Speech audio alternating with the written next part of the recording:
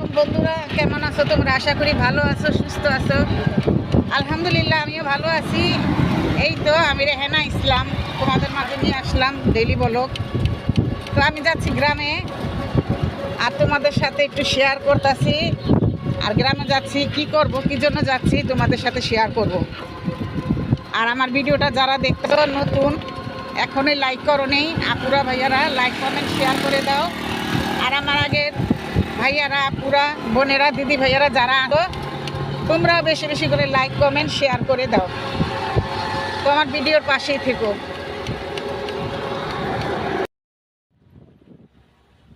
আসসালামু আলাইকুম বন্ধুরা, কেমন আছো তোমরা? এই তো আমি যাচ্ছি আজকে ঘুরতে। তো আমার ভিডিওটা বন্ধুরা শেয়ার করে দিও। দেখো কোথায় যাচ্ছি ঘুরতে, তো আমার সাথে থাকো আর দেখো।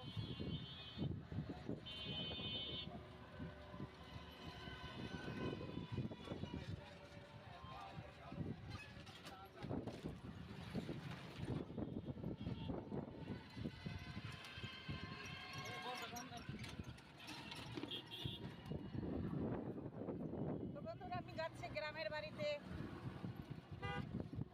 এই যে দেখো নদীটা খুব সুন্দর।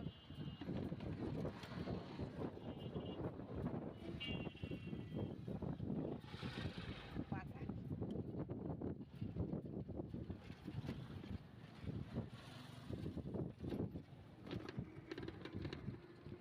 তো বেশি বেশি করে শেয়ার করে দিও, লাইক কমেন্ট করতে ভুলবে না, আমার পাশে দিও।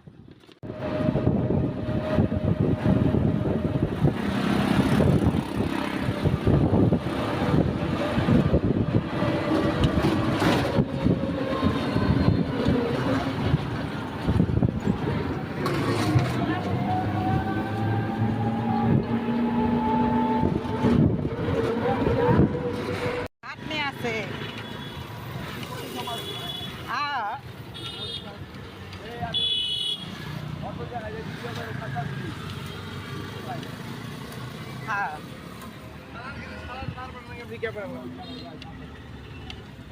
অনেক ভিড় জাম, সামনে আয়া পড়ছি নিমতলি।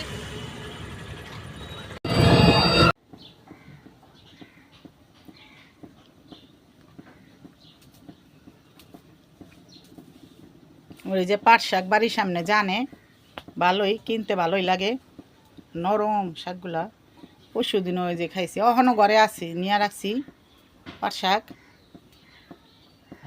গল্প করে রাম দিকে ভাজা ভাজা করে সুন্দর ভালো লাগে। বেশি করে পেঁয়াজ দিয়া ভাজা ভাজা করলে, না বেশি করে পেঁয়াজ দিয়া ভাজা ভাজা করলে ভালো লাগে। আমার পেঁয়াজ মেজ বেশি না দিলে আবার রসুন পেঁয়াজ।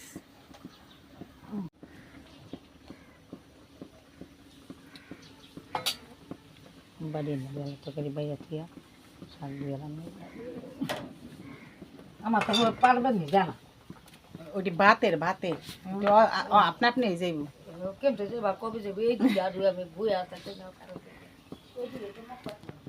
এই ভাতের ব্যথা এমনই, ভাত সহজেই হয় না।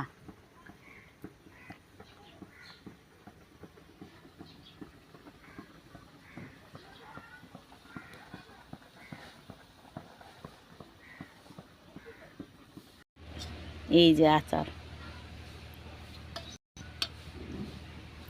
বন্ধুরা বাসায় আসলাম, বাসায় এখন না আরও আগে আইছি। আইসা এই যে মনে করো এই জায়গা সব কিছু পরিষ্কার করলাম ঝাড়ু দিয়া। তো এই যে ঝাড়ু দিয়া সব কিছু পরিষ্কার করা হয়েছে, এই জন্য একটু আসলাম। তো শরীর ভালো আসলো না, তাড়াতাড়ি করে বাসায় গেছিলাম গা।